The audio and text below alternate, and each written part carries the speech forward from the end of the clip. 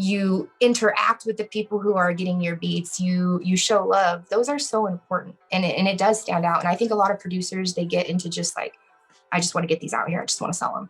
Yeah. Well, that's awesome and everything. But sometimes some of those people buying them might have really great potential for that beat to do more.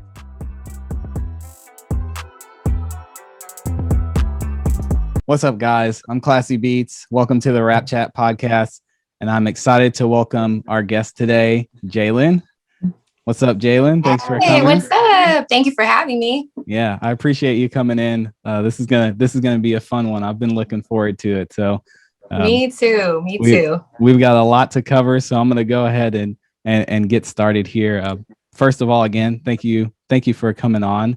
I kind of wanted to just talk to you a little bit about just starting out with your journey as a musician. I know you've done a lot on Rapchat. You know, it seems like you're doing so much everywhere with your art and with your music. So I just kind of want to hear from you. What's your story? What got you started into music? All that good stuff.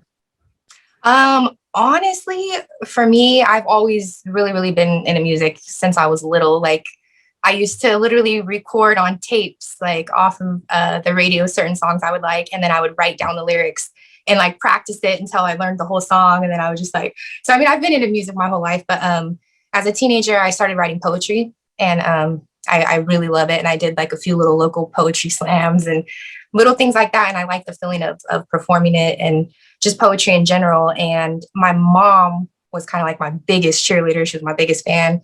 She would try recording me anytime I'd be singing in my room or just anything. She would sneak around, and she encouraged it so much. So after she passed away, I actually found Rapchat, and I was using the mic to just recite my poetry in practice. I wasn't even meaning for it to be anything else. And then I found some cool beats. Yeah. And I thought, you know what, these are like, I could kind of recite my poetry over. And I just started practicing. And then I got the courage. I was like, I don't know if I should post this, I don't know if these people are going to think of this. So I finally just, got courage up, posted it. And I was surprised. People were so supportive. I love Rapchat. Like, everybody was so nice. The community was awesome. So I got courage up, and then I just started, it literally went from there, just me reciting poetry over beats, and then kind of got my little flow with it. And, I'm no expert by any means. I'm learning just like everybody else, but that's kind of how I got started. Thanks to Rapchat. Oh, that's crazy. That's crazy to hear. I know you've been on there since 2018, which it's crazy. Now it's been 3 years. I know it goes by so fast. I seriously was like, wow, that's crazy. Yeah, I have. Yeah, because I guess we kind of started around the same time. I started right after you. So I think that's when a lot of people were getting on and starting to find out, what was going on with Rapchat and seeing the opportunity. But it's interesting. And I want to go back to what you said about, kind of the fear of you posting your first track. What was that process like? How long did it take you from when you kind of started to actually posting your first track? Oh man. I think I recorded that shit like 50 times and deleted it. Yeah. I went to different locations, different lighting, like moved my head different way. I mean, I did the whole works because I was just so nervous. People will pick this apart, or somebody's going to say something about this. I deleted and recorded a good 150 times. Oh wow. So it took me a minute. I was nervous just because, people can be really mean. And when you're putting your heart into something, you kind of don't want to endure criticism like that, so I kind of questioned, like, do I even want to go this route? Because I didn't have, prior to that, I was never on social media. I do not have Facebook. I didn't have IG. Like, I'm just kind of a private person. Yeah, I'm very, very private. I'm very, kept to myself with just my circle. And so literally, I just didn't want to endure it. It was like, I that was my main hindering factor. So, but like I said, as soon as I did, I was so glad. Like, when I saw the result, I'm like, dude, I could do this. Because I always felt in my heart, like, this is what I want to do. I know I can do it. I just was nervous. So Rapchat, everybody being so kind. Thank you. If anybody's who was kind to me, thank you for that. But what's funny though, the first track I put up, I actually ended up deleting it after. I mean, it's in my privates. I still have it. You got to post it. I know. I was thinking that. I'm like, man, that's my very first one I ever put. And I listen to it now, and I just, I'm like, wow, it's just funny to me now, because I've been working since. But that was kind of my process. It was just nerve wracking, wondering what people would say, really. But if anybody's questioning it, just do it. Rapchat's so welcoming. You always get the weird trolls. There's always going to be somebody that's like, you suck. Yeah. Oh, yeah. Just deal with them. block them, delete them. They never have a profile picture. They're just bitter. Just block them, move on, keep posting. So that's my advice. Yeah, and I agree. It's definitely hard to get that first track out there, or for me being a producer, that first beat. But Yeah. I think once you do it, and once you see, you kind of, even if you just get feedback for the most part, it's always encouraging to see that somebody's listening, because that's what we really want. We just want to know, that somebody's listening. So Right. that's cool to hear. Yeah. So what kind of I guess influenced your style? I know you mentioned that you wrote poetry, and you kind of thought, oh, why can't I do more maybe spoken word and have a beat behind it? But you definitely have a unique style as an artist. So what are some things that inspired that? Yeah. Probably again, I kind of bring everything back to my mom because she was so awesome. She listened to so many different kinds of music. So when I was growing up, she was never one of those parents that was like, your guys' music sucks, check mine out. Our music was the best. I mean, she did say that. She did say her music was the best. She kind of embraced everything. She would listen to my music. She loved Tupac. She liked Snoop Dogg. Loved him. Awesome. And so it was, honestly, Tupac is my favorite, all-time favorite. And he wrote poetry. So my mom bought me his book. And I think I read that like 6 times. I probably know all my favorites by heart, So yeah, he really influenced my style. Lauryn Hill, I'm so in love with Lauryn Hill. She's also very poetic. Erykah Badu. Just kind of probably who I listened to growing up. It's what I was influenced with. It's why I think my style kind of leans more that way. I listen to all kinds of different music, but that's where my heart is. I love that music. So that's probably why. Yeah. And it always comes out in your music, because you can tell that you're really, not to say that most artists aren't conscious of their lyrics, but you can tell, you can hear the heart into your lyrics, and what you put behind it, and the passion. And I think that's something that's rare, in my opinion, and from what I'm hearing from a lot of artists out there. So I guess my next question would be, when you started, were you kind of thinking, I want to be an artist, or were you wanting to be a songwriter and just write lyrics for somebody else? Or is it just, you just kind of saw Rapchat and fell into it and was like, yeah, I'll give this a shot? I think it's like a combination of all of that. I always really thought, ever since I was little, like, hey, I could do this. Like, I really love music. I've written for forever. I actually tried out for American Idol. That's embarrassing, but we gotta talk about that. That's awesome. Oh my God, that was like 2011. CSI, or maybe 2010, 2011. But yeah. Anyway, so it's a little bit of all that. Like, I wanted to put my music out there, because I know when I write my music, I am really truly coming from a place like, this is something I went through, or this is something, like, sometimes I'm crying writing it. When I was grieving my mom, or like just certain situations. So it's like, I feel like maybe somebody else who lost a parent, they can hear that and it'll comfort them. Like, that was one of my very first songs writing. Like, somebody else has to feel like this, and somebody else might hear this and be like, okay, they could reach out, we could talk, we could be friends, whatever the case. So that went from there. And then the whole, like, I'm afraid I don't ever want to get so big where people are in my business. So it's like, I actually stray away from that. So it's a weird spot to be in. It's like, I do want people to hear my music. I do want to get it out there, but never, hasn't been my motivation to like try to be famous. Like, I don't want that at all. Like, at all. Like, please never that, You think the American Idol experience ruined that for you? Well, actually back then, so that was about like 10 or 11 years ago. So I think in that moment, I was a little bit like, just a different state of mind then. I think at that moment, I might have not even considered that. Like, that wasn't even a thought to me, like my privacy, my life, my mental peace. Like, back then, I didn't even see that as if it would have went somewhere. It could have been really invasive into my life. So I didn't think of it like that then. If you would tell me now to go try out for American Idol, I'd be like, no, never in a million years. But yeah, back then I just didn't see it that way. So I guess it's just like it's where I'm at mentally now as opposed to then. But yeah. Yeah. And that's tough. I cannot imagine going out there, so early on in my music career and auditioning for a show. That takes a lot of courage, for sure. It was scary, and it was at in San Francisco at AT&T Park where the Giants play. So Awesome. the way, I mean, it was tons and tons of people, and they literally have you go like with a microphone if you get, because there's a couple stages. People that see it on TV, I think they don't realize you go through so many stages. So Yeah. I got through a couple. I didn't obviously make it on the show, but by the third stage I was on, you're singing. Well, everybody's up in the stands, like on a microphone, a little itty bitty speck on the field. And it was terrifying. So my mom went with me, and I was like, Mom, you have to get me, like, can you run to the store and get me like a little tiny shot of Crown or something? I was shaking. I was so scared. My mom was such a soldier. She was like, where's the liquor store? Like, where's the That's closest one? hilarious. What do I do? Yeah. Like, my mom was so down for me. So like, as I was waiting, my mom ran and got me a little shot of Crown, and I took it. And then like, oh man, I thought I was like Whitney Houston in that place. Like, I was just so confident. And so, but yeah, it was really scary. All the people, and just, you feel so small. So, it was terrifying, but it was a good experience. I would have done it again for sure, because I have that experience, but, yeah, for sure. Terrifying.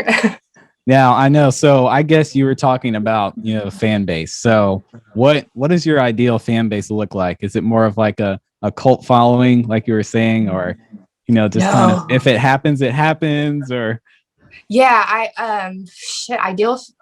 I even hate the word fan. It's weird. Like, I'm just like, oh, just people who rock with me, like I feel so weird hearing that word, but, just genuine people. That would be my ideal fan base. People who really just enjoy the music, listen to it, feel something, connect to it. If I could find a group of those people, like, you're my people, welcome, come listen, come vibe out. Like, just anybody who likes my type of music, I guess. Yeah. That's ideal for me. So speaking of fan bases and fans, you just hit 500,000 on Rapchat. So congratulations for that. Thank you. I know, that's amazing. Very hard. Well, hard to do on any social media, but Rapchat especially. I feel like there are I know for a fact there are very few users that have 500,000 followers. So kind of what was your process over these past 3 years growing that following? What was like your consistency as far as uploading, different things like that? For me personally, I think I kind of like try to draw a line between too much content and, I know that sounds bad, but I do see some, people, not just on Rapchat, just people I deal with in general, where it's like constant content. Like, I haven't even caught up on their past content, and they're releasing so much that it's like, man, you're a great artist. I love you, but I can't even keep up. Like, I like to have a little bit of like a moment, a pause in between, so that I like crave, I want that music. Like, I'm waiting for it. You're anticipating it. For me, if an artist puts out too much, it's almost off-putting. Unless you're Russ. If you're Russ, put out all day, please do. Right. But I'm just saying, for most people, for me, it's like I can't keep up. Like, I just can't look at all of it. So I kind of lose interest almost, and that's fucked up to say, but it's the truth. So I try to kind of not post too many, where it gets to that point with where I feel like people feel like that about me. But when I did, I make sure that I'm always using hashtags. I was entering contests a lot when I first started, just trying to interact. When I would find music I would like, I would let the person know, like, hey, I think a lot of times we'll hear stuff we like. We're like, dude, that's dope, and it's okay. We're in a hurry. We have lives and we just keep scrolling. But sometimes just telling that person, like, hey, that was dope, means a lot to them. And then you've gained somebody there that will remember that, and it means something to them. So then when they see you pop up, if you get featured, they're going to support back. So it's like, I just tried to be genuine. And if I like the track, I'm going to let you know. And, just network. Again, I used hashtags. I tagged A&R on any of my tracks. I felt like, hey, this one, I feel like this one could be featured. I would try to tag Rapchat A&R, just, little things like that. Just networking and being respectful, not spamming people, not, just little small things kind of like that make a big difference. So that's what I tell everybody. Just use hashtags, tag A&R. If you're proud of the track, you think it's dope, tag them. Network with other people. Don't be scared to tell other artists you're dope. Hey, you're fucking dope. It's not a huge competition. Like, I think people are so competitive, like, I gotta, it's I gotta do it on my own. I'm gonna be the best. Yeah, like, I gotta be the A1. I have to be the top dog. Like, no, dude, we can all get there together. We could support. And then in the end, once you do get there, then you have this network of people who genuinely support you. Getting there by by doing it in other ways, to me, it wouldn't be worth it once you got there. So I just say, like, if you feel like somebody's dope, tell them. It's okay. Let them know, hey, you're fucking dope. I've been trying that. And at first I wasn't, or not, I shouldn't say at first. At first I was, and then I kind of died off with it. Like I wasn't on enough. I wasn't even networking with other people. And you can see, you know, the followers and the stuff kind of die out. I can see a difference. And then when you come back and you're just, you know, you network and show love, it helps. So that would be one advice. If you feel a track's dope, say that. It's good for everybody involved. And how do you feel about collaborations? You know, how important, you know, has that been for you, if at all? And, you know, how important do you think it is for upcoming artists and producers? I think collaborations are awesome. I just think kind of find your own lane first, your own sound, like develop that before you start jumping into 15 collabs, because then it's kind of like, you know, you're working on not just your sound when you're doing a project. You have to combine two people's different, you know, vibes, or two different people's types of music. So when you kind of fill your profile with collabs, I can't learn what your individual vibe is. Like, what's your style? What type of artist are you? If I click on your page and I see just tons and tons of them, you know, no knocking it. Collabs are awesome. Again, you're networking, you're putting that in your catalog, you're showing how you work with others. They're good to have. I just feel like I've seen some artists where it's just nonstop collabs. And sometimes the two artists, maybe their styles are so drastically different that then I'm confused at what lane the first, like, you know, like, oh, I thought you maybe were more of the, you know. So I just say maybe just develop where where you've got your whole own vibe, your whole own lane, and then collab out. So that's just a little bit of advice I would say. And again, I'm not an expert, it's just my opinion. Just kind of be greedy with your collabs, be selective, work with the people that you think are dope, not just anybody that asks, you know. And I know it makes you feel bad to say no, dude. It really does. Like, people hit you up for collabs. It's never that I don't think you're dope too, or I don't want to. It's just, for me, I'm not trying to flood myself with collabs. So I get why people, you know, do a lot, and it's hard to say no, but be selective. Definitely be selective. Yeah, and I agree. You know, there's a balance to everything. And like you said, you can end up hurting yourself if you're just doing it for the sake of getting something out there, especially when it comes to being an artist. You can end up hurting yourself because people don't know what they're going to get, right? Right, exactly. And sometimes I'm like, oh, okay, that was dope, but I wouldn't have expected that collab. And then another collab will come, I'm like, why didn't I expect? And then it throws me off on like, oh, okay, well, this artist isn't quite the lane I thought, which is fine. But it just gets confusing sometimes. I'm like, man, all these collabs, I want to hear you. Like, I want to hear your music, get your vibe. And if you have enough tracks on your page where I can hear that and I can see that, then a collab is dope to hear. Like, oh, look, here's, you know, 10 tracks of them where I got their vibe, and then there's a collab. Awesome. As opposed to 10 collabs and one of you by yourself. I can't, you know, fill you out that way. That's just me again, personally, but that's how I feel about collabs. No, very true. And, you know, I've seen it, like you said, I've seen it go both ways. So it's really just about finding your sound, finding that balance, and giving people what they want, and just making sure you're staying true to yourself too, like you said. Exactly. That's key. That is key. So I know you mentioned Russ, and I think that was a good segue into my next question. So, you know, he's talked a lot, and he's written a book too, which I still have to get to reading. Have you read? I have it. Yeah, I have it. I have not read the whole thing. I don't want to lie and say I have. I think I'm on my 6th chapter, or something, 6 or 7. Yeah. But yeah, he's got such good advice. He does. Yeah, he really does. He knows his shit. That's a good book to read for sure. I would recommend that to anybody who's an artist in any form to read that book. It is on my list, so I'm gonna have to make sure I get. I'll make that my goal for June to read that one. I wanted the audiobook in his voice. I actually harassed him on Twitter about that. Can we please get an audiobook in your voice? Because if he would read that to me, oh god, that would be amazing. But no, I do have the hard copy. You would like it. I think it's worth it. Definitely get it. Well, it's on. Yeah, I'm doing it next month. I'll get it done. Nice. But I know one of his biggest things and what helped him really be successful was he posted, I think it was once a week, if I remember right. Like he posted once a week for years. And I think that's what helped him, you know, grow to where he is now. And it seems like he's not slowing down at all. He's still just going crazy. But I wanted to ask you, you know, what what worked for you as far as, you know, how regularly you were posting when you first started, and kind of what are you doing now that you've seen that's worked, and how have you adjusted? I think for me, in the beginning, when I very, very first started, I didn't even consider it. It was just like, hey, when I would be just kind of going through the different beats. And if I heard something, you know, that I really liked, I would go to my notebook, like, oh, I wrote something that would go with that. Or sometimes I would just hear it and be like, I would write something right then. So it was just when I came up with something that I liked, I started posting. I stopped hesitating. The first one I was hesitant. After that, I was like, you know what, I'm just going to put it out there. And if people are mean, I'll block them, move on. So that's how I first originally was, just whenever I felt something.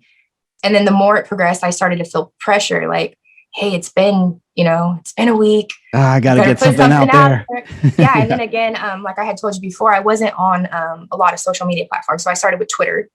And then people were like, you know, if you want to do this for real, you can't just be on Twitter.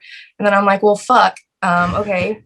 So anyway, so I've never, you know, I didn't really have anything. So then I had to get used to going on Twitter and then Instagram and posting. And then so I've been progressively getting like more apps as I'm going. And then it was just pressure to me. Like, okay, shit, you have people that are asking on this platform, like, are you really? And then, so I started, I think, to kind of rush myself. And I was, you know, hoarding beats. By the way, I hoard beats.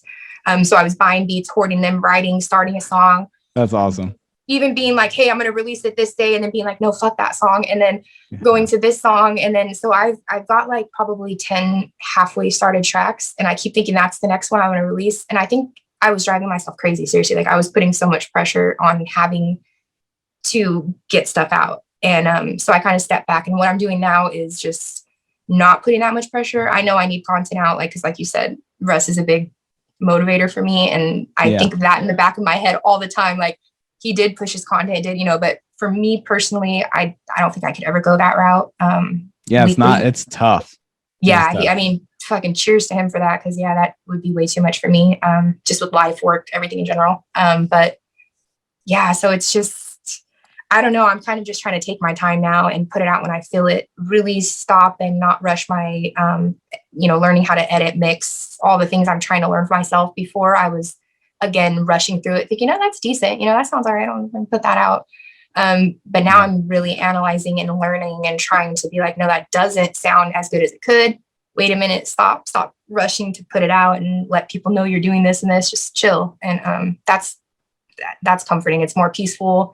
I've got a lot of things I'm working on now that I just put them out when I'm comfortable with it. You know, so that's what I'm doing. Yeah, I know for producers, we call it beat block. Oh no, you're good. But I guess for an artist, you would maybe call it writer's block, or and I can imagine, and I know Russ has talked about this in a couple of his interviews as well. But I can imagine if you're putting out something every week that you would just hit a wall at some point and just be like, I can't put anything out right now. And it's tough to get through. For sure. Yeah, that's how I feel. I feel like if I did that, I would eventually just, not saying that's what he did, but for me, I would just start putting out like mediocre things, because I would be like, well, it's been a week, gotta have something out. Let me just put this. And to me, I would get like, I just would feel like it was getting so repetitive and exhausting for me personally. And I know for him, it worked. It took a while for it to work for him, but it did. And I love him. I think he's amazing. So I think everybody's journey is just different. So when people ask other people like, hey, it might've worked for this person, but maybe not necessarily for you. So I just kind of always just try to be genuine. Seriously, just whatever I'm feeling, I just put it out there and keep it that way. That's what works for me. Yep. I agree 100%. So, if say you were an artist started today and you just created your Instagram and your Rapchat profile, or you just got set up with Spotify, what's some advice that you would give to them, as far as starting that musical journey and just working consistently? I think just kind of learning, again, when I started, I always kind of go back to this, like when I give advice, I always go to my beginner phase, like, because I feel like that's the person that needs the advice the most. So sometimes like I'll say things and people be like, well, you can just do this. Well, yeah, I can do that now. Like when I talked about beats on one of my last interviews, I was talking about like when I would first buy them, I didn't know how to do like anything. If you would tell me, well, just just make it shorter, or like, what? To me, I was like, what the hell does that mean? I don't know. Yeah. Right. So it's like, yeah, I know that now, but I'm not talking to my now self. I'm talking to the people who need the help that were me 2 years ago, or whenever. Right. So I would say literally I just researching like what goes into putting it out, like different distributors. For me personally, I use a Muse or a Muse. I don't know if I'm saying that right. It's a free distributor. They're so far, I've had a couple little dings, but I think that's every distributor. They're free. They're awesome. If you can do a paid version and get them in a couple more stores, but for people starting out, it's an app, it's mobile. Go do that, get your artwork in order, get your first song out, and just kind of research your distributor, research like what goes into it. Cause again, I jumped into it not really knowing what I'm doing. Yeah. So I would just say, just research, learn a little bit. Don't be scared to ask people questions if you find somebody that's helpful. And just be confident, get it out there, put your first song, get your distributor, get it out there. I started with singles. A lot of people do like EPs or albums. Yeah. For me, that's another thing. Singles just kind of work for me. I put out a lot of singles. I don't even have an EP out yet. I was working on it, and then I just broke it up and started putting out some of the singles that were on the EP because I just didn't want people waiting, So I would say if anything, start with a single. Just work on one song. If you don't have a whole lot of cash, a lot of money, do a Muse. It's free. If you do, there's DistroKid. That's an amazing one. You could do that one, and just put it out there. Get it on Spotify. Start sharing it. Getting your music out there. Start with a single, if anything. Just do. There's a lot of people on. Yeah, there's a lot of people on Rapchat that have some fucking amazing tracks. Yeah, like that are really fucking good. And so I'm like, sometimes I'll send messages like, "Are you on Spotify?" And it shocks me when I'm like, "You're get your ass on Spotify and Apple or whatever right now," Yeah. But I think it's the thought at first, it's overwhelming. Like, how do you even do that? Like that's got to take 85 steps. And when I first started, that's what took me a minute. Like, dude, that's got to be so hard. Like, I work, I have life and shit. Like I don't have time to sit down. And then when I realized it's not that hard, seriously. Like, if you want to put a song out there, download a mobile app of a distributor. Like I said, get it going. Just get past that initial thought that it's too hard to do. It's not too hard. Just Google, do a little bit of research, and get yourself out there.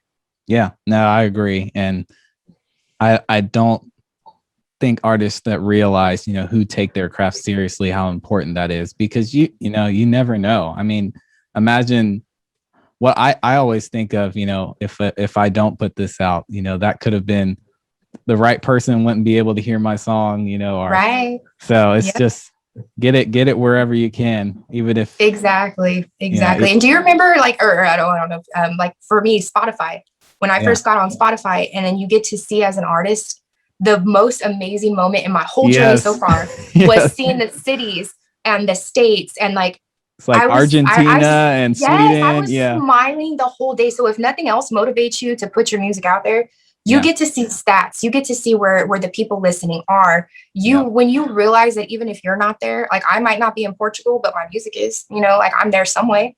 That's amazing. That's such a cool feeling. So that would be another thing I would say as a motivation. If you have a track you really love and it's not on a streaming platform, it's so cool to see where it goes. Like if you just put it, it's great to have them on other apps or share with your friends and stuff, but you won't get that little added bonus. And so I always tell people that I don't even know if you're aware that happens when you put it on stream, because I didn't even know.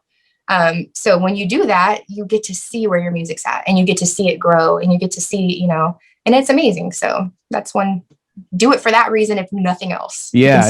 It's like a stock, or, you're just watching it slowly grow up, and it's like, oh, you have, one monthly listener, and then you have 4, and you're like, man, my audience is growing. It's a lot. It is right. And then you're in Italy and Saudi Arabia and Ireland and all these cool, and you're like, wow, this is dope. Yeah. Super cool. Super cool. Well, since you're an avid and unashamed, it seems like, beat hoarder, let's talk about producers. What's some advice that you'd give to producers? What are some things that you dislike about producers and just beats in general? Let's have that whole conversation, because, as a producer, I think hearing feedback from an artist is like priceless, because you guys are our customers. You're who we're making the beats for. So I'd love to hear your thoughts. For sure. I would say just the best advice I could give you is, like, if you can't rap on it, even if you're not a rapper, attempt it. Like, just listen. Like, you can get a general structure. And if you're not able to put lyrics on your own beat, or like there's too much going on, just consider that as the artist, we feel the same way, you know? Because I think some production I've heard, like the beats are dope. They sound really, really cool. And those could be opportunities for placements on TV or like different types of things. But as far as for people who are trying to rap on it, it's not quite right for that, you know? Yeah. So I would say just kind of be conscious of your own beats. Like don't just say, well, I'm not a rapper, I don't know. Like just try to kind of, you know, pick a song you like. And everybody can rap. Right. I mean, even if you feel like you're terrible, just, you know, Mary had a little lamb. I don't know, whatever you have to fucking do on your beat. But just, you know, just try to see if you leave enough space for a whole verse. I mean, if you're dropping some crazy trumpets and some shit before the verse could even be done for the rapper, then how am I going to put my verse on it? You know? And again, I'm going to go back to the beginning me, which is a lot of people looking for beats. They're just starting out. You can't consider that every single person is advanced, because they're just not. It's not reality. You can feel that way, and you can be mad when people say that's just not reality, but it's the truth. There's people who do not know how to cut up the beat or extend it, or I mean, do anything to it. We don't know how. I'm learning. I know now how to do some stuff, but I wouldn't then. So I would say be conscious of those things. Leave the space. Don't have a super duper long intro. That's another thing for me. They're dope. I like intros. I do suggest having something. But I've noticed some people will have like a minute long intro on a 2-minute song. Oh my gosh. So it's like, dude, and sometimes I'm so mad because I really, really like the beat. And it's like, it would just take too much work if I was to then buy it and then put the time, you know?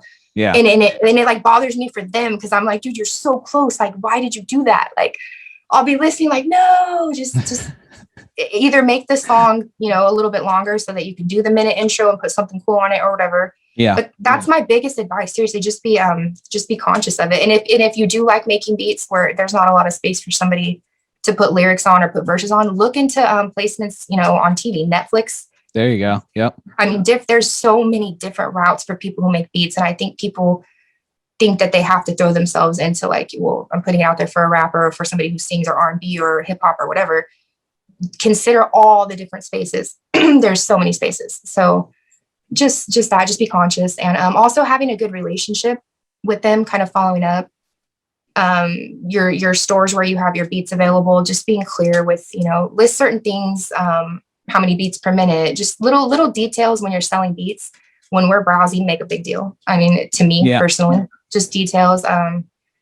Keeping in touch with them. I've had one producer, not one, you of course, DJ Payne, and that kid Goron, he's amazing too. Yeah. You guys do your due diligence, man. You follow up, you interact with the people who are getting your beats, you show love. Those are so important. And it does stand out. And I think a lot of producers, they get into just like, I just want to get these out here. I just want to sell them. Yeah. Well, that's awesome and everything, but sometimes some of those people buying them might have really great potential for that beat to do more than that, and you're not noticing, and you're kind of so busy focusing on that you're not working with artists. So maybe don't be scared to like work with them. Ask them, hey, is there anything I can do, or is there any, you know, here's this. Send them emails when you have new beats dropping. That kid Juan, he does that for me, and I usually swoop him up. So he, you know what I mean, he does due diligence. He follows up. You know, communicating, keeping your store in order, having detailed descriptions about your beats, that helps us find them, things like that.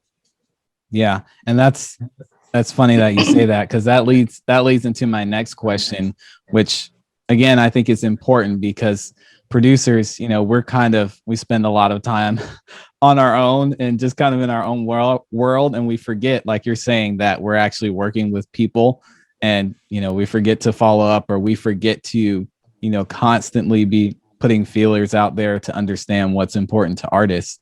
And, you know, so for you, what are some of the ways that you look for beats? You know, where do you look for beats? What do you look for when you're looking for a beat? Because I think that's super important. Yeah, for sure. I usually, again, there's a lot of criticism I see. Mostly, maybe I like go to Twitter in my mind when I think of certain conversations, but yeah, I know that there's so many back and forth about tight beats, but mainly between producers. Like, well, tight beats aren't tight. You're lazy, or you're unoriginal. Well, blah, blah, blah. Well, you guys are going back and forth. Meanwhile, I'm shopping tight beats. You guys are arguing. Meanwhile, here I am like, click, click, click, tight beat. What are you talking about? You know, so maybe don't always listen to don't let other producers, again, I'm not a producer, so I'm just giving you my advice. Maybe don't listen so much to what the other producers are saying. You're right. Everything you're saying is correct. So keep going. Yeah, it's just like it's not necessarily always true. That might be their particular. So for instance, if a producer doesn't make type beats and they're adamant about them, I do everything from scratch. Of course they're going to criticize people who make type beats, right? But that doesn't mean that a type beat is not still relevant. So keep that in mind when you're making them. Don't let other people get in your head. Do what works for you. I search type beats. It helps me. I search Mac Miller. I search, I'll put poetry, spoken word, certain things that gives me a calming, type of beat, kind of a slower, more romantic type intro. It's like a vibe, I feel. So I search type beats. I admit it. I am a type beater. I search them. We appreciate it. It makes our job so much easier. Yeah. And you know what? One thing though, I will say I do wish I would see more of is like type beats by like a vibe, if that makes sense. Like emotional, sad. Right. Like I look up a lot. I look up, literally type in acoustic type beats because I'm super into like guitar, and I have this thing I'm trying to do right now where, again, just reciting poetry over something super quiet, like, like a little saxophone in the background, or or like a piano. Again, this goes into why beats are so awesome for so many different things.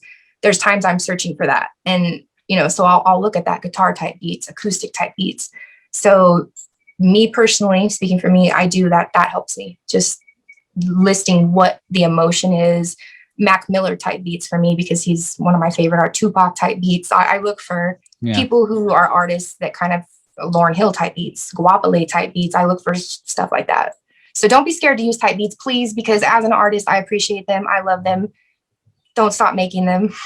Yeah. I mean, it makes sense, right? Because like if you can get an idea of what the beat's going to sound like before you listen to it, then you're more likely going to click. I mean, it's just exactly. It's like narrowing it down. It's just a specification. Like people take it so seriously, like as if the beat itself has like some type of disease or something. Like, stay away from it. It's type beat disease. Yeah. Right. It's like it's just a description. It's literally just a description. It doesn't affect the beat or how the beat was made or anything in any type of way. But people get so sensitive. Well, you used a type beat, or you're so what? The type beat is telling me what type of beat it is. Therefore, I do not have to search through 95 genres to get to, what I need. It simplifies it for me, makes it easier, makes my life easy, and thank you. So I will say that for sure to producers. Don't let other producers get in your head. There are people out there that like type beats. There's going to be artists also who are going to disagree with me and say, no, again, and that's fine too. Some people don't, but remember that some do, and I like them. Yeah, I'll be happy for the day when that conversation ends. But I feel like when that ends, it's going to be something else, like kicks and 808s are dead or something like that. Oh yeah, it's always something. Like somebody who doesn't do one thing is always going to attack the person who does do it. And it's like, can't we all just exist? Can we all please just live in the same space and be happy? Like, you can do that over there. Okay, go over there, and I'm going to go over here. Yeah. And we can both exist. Imagine that, shit. Yeah, that is a great dream. I hope it happens in one day in our music community. That would be super great. Right? I really would. Yeah, but I know we're coming up close on time, but I kind of wanted to ask you a little bit more about the future. So, what are some things that cool things that you're working on right now? What do you have planned for the future, for the rest of this year? What are you getting into? Trying to take over the world. That's what I'm talking about. No, I am just, again, I'm doing a lot of my art stuff. I applied to, because I also do graphic art, different things with art. So to anybody that didn't know that, so I applied to Known Origin, which is a site where you can sell NFTs. You can mint your art and sell them as NFTs. That's so awesome. I went through the application process. It was super duper long. I got approved. And so basically what you do is you upload them on there and people buy them with like Ethereum or different types of cryptocurrencies. So I was working on that for a while, got that done. Then I applied for Amazon merch. So you have to again, that's another thing you have to apply for. So I got approved for that, which is awesome. So now congratulations. I love it. Thank you. So now I'm trying to get my merch up on Amazon, and still, obviously I'm always still doing music. I'm planning on releasing 3 singles. That should be within the next month to 2 months. They will all be out. I don't want to give dates yet again because I don't want to stress myself out. Last time I well, gave we'll the date, be the looking artwork for them didn't now. work. No pressure. Yeah. So I've got that going on, and just trying to do as much as I can. Just stay active in music, art, all that, life. Yeah, that's crazy. Yeah.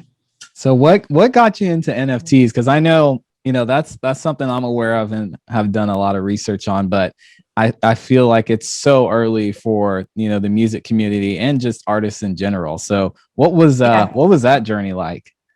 I just felt like kind of like shit evolve or get left, because I know I feel like that's the direction a lot of things are going. A lot of people don't understand it and criticize it, like, because it is. I get it. It's super duper confusing why people are paying $1 million for a picture of like a cat or something, and what does it mean, and what are these, and like, I get the whole hesitancy, but it is a way also for artists, if they look into it, to sell beats as NFTs. And Eminem just did it. It's just a way for somebody to have digital ownership over something. Like I won't go down that whole rabbit hole. I would just say, like, look up NFTs for anybody who's curious. But it's just another way to, get your art out there. It lets people bid on things. You can run auctions with your art, with your beats, with whatever. And literally people can bid. It's just a way to get yourself out there. And what got me started was I started investing in crypto, I think, what was it? August of last year.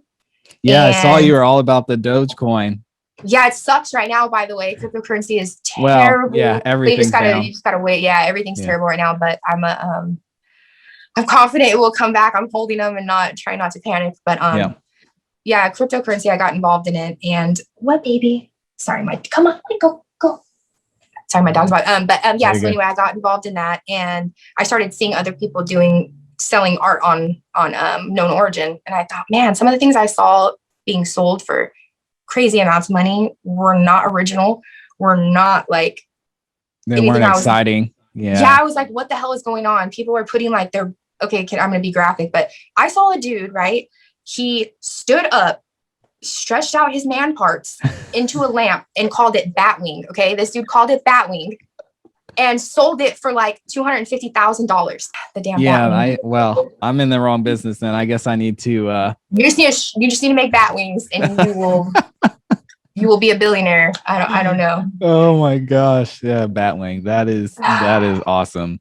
Yeah, blew my mind. But yeah, just that and making music, putting my art out. Again, I'm trying to get everything up on Amazon right now. They have so much different stuff you can do. So I'm trying to navigate that right now. Everything's a new process and a new platform, and like all of these steps you have to go through. So that's what I'm currently working on right now, is my Amazon thing. So I'll share a link pretty soon on Twitter, Instagram, or wherever, in case anybody wants to get some of my original work. I'm putting it on like iPhone cases, t-shirts, hoodies, stuff like that. All original artwork. Yeah, and I'll make sure we put that in the description of this video too. Yay. But awesome. If someone were getting into, say they wanted to drop an NFT, either a song or some artwork, where would be a good place for them to start, or just to look? If you want, so this is another thing that I wasn't aware of when I very first applied and started doing this. There's different sites like Mintable. Mintable is a free site where basically, so let me kind of go back a little bit. When you want to sell NFTs, you have to mint them. So you have to pay a gas fee for whatever that site, whatever their cryptocurrencies. Like, for instance, Known Origin, they use Ethereum. So anybody who buys or sells art, you buy it and you deal in Ethereum. So for me, for instance, let's say yesterday I went to go upload something. The gas fees change constantly. They're never, every second the gas fees are changing. Yeah. So for instance, yesterday I went to go upload a piece. My gas fee to upload that piece yesterday was $32, right? Ooh. Yeah, I tried 4 days, or no, maybe it was, I'm sorry, probably about 7 or 8 days prior to that. It was $160. Oh, so man. That's the other thing that people don't realize who want to just try their luck at it. It doesn't work like that. So if you have like just some crap you're trying to throw up and sell, you have to pay to put that out there.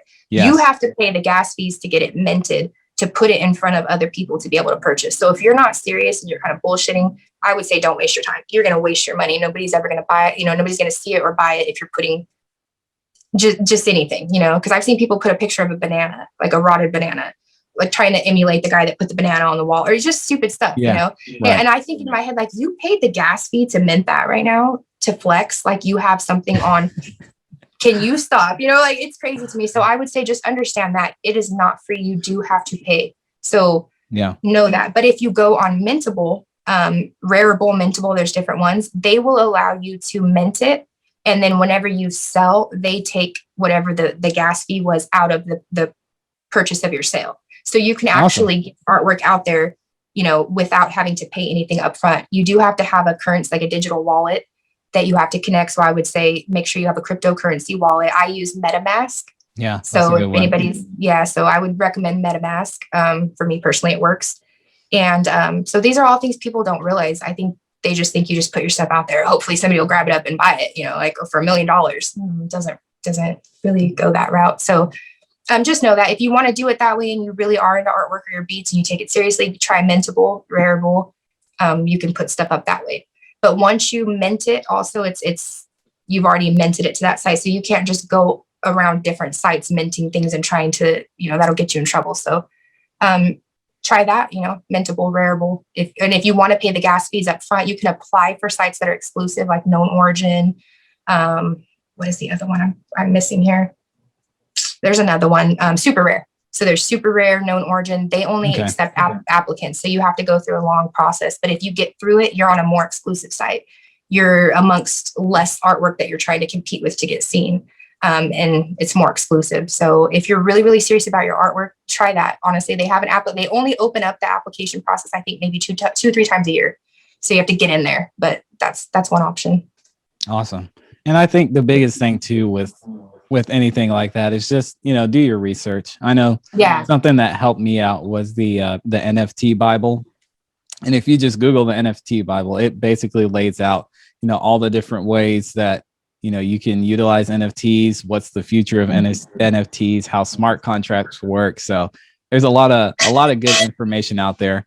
And, you know, you can just go on to YouTube and find a lot of good information too. But yeah, I appreciate you sharing that, because I think that's something that up and coming artists especially can keep in mind, because, you know, maybe in the future they build a large enough fan base with their music that's something that they can get into, which is kind of what you were saying as well. But anyway, I know we're getting down to the wire and close on time. So, you know, if you had any final thoughts, make sure you tell people where they can follow you at and where they can find you. I am on IG, Jaelynn, JAELYNN, just in case, _415. That's my IG. Twitter shit. I don't even know why I don't even know how to spell my Twitter. It's like I'm well, we'll put it in the description. Yeah, don't worry. Just girl. I think I spelled girl incorrectly. I spelled everything incorrectly. My grammar is terrible. So if you could put that out there, daps for that, because I don't know what my name is on there. Basically every streaming platform, I'm just Jaelynn. I try to keep everything Jaelynn. So I even try to keep the same profile picture, kind of, so it makes it easier. Yeah, that's awesome. Jaelynn, everything. There you go. And what about I know you have an Instagram for your artwork as well. What's that one? Oh yeah. That is Jaelynn's Art. So Jaelynn's with a Z at the end _art. And that's actually I have it linked on my Instagram page. If you go in the little circle things, what are the little circle things called? Your like your add-ons or whatever the hell. The stories. Yeah, is that what you're talking about? Yeah. There you go. Yeah. So I have one that says my art page. So if you click on that on my original Instagram, it'll show you how to get to my art page. All right. Well, there you go. Well, Jaelynn, I appreciate you coming on again. It's been fun. You know, it's been a pleasure talking to you and kind of hearing your journey. And I know there's a lot of good gems that people will take from this episode. So I appreciate you. I hope so. And thank you for having me. It was fun. Yeah, it's awesome. Thank you. I'll talk to you later. All right. Bye. Take care.